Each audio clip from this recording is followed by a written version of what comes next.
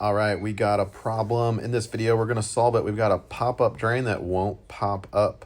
It pushes down, but not back up, and this is a problem. When you go to use the sink, of course, the water doesn't drain.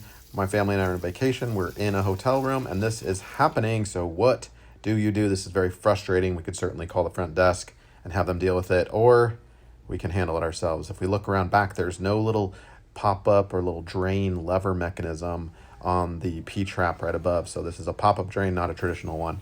So what we're gonna do to solve this, and this is just a Band-Aid solution just to get it working again. It doesn't actually solve the problem permanently, because to solve this, we need to clean it. There could be a mechanical failure. We might just need to replace the drain, but it's not my drain, so I'm not gonna worry about that. Instead, we're taking fingernail clippers and we're doing the smooth lever side of the fingernail clippers, and we're gonna gently pop it underneath the first little lip there, not the rubber seal, of course, but just the lip, the metal part itself. And we're gonna gently pry up. You can see my technique here. Get my hand out of the way for you. We're gonna gently pry it upward all the way around the drain.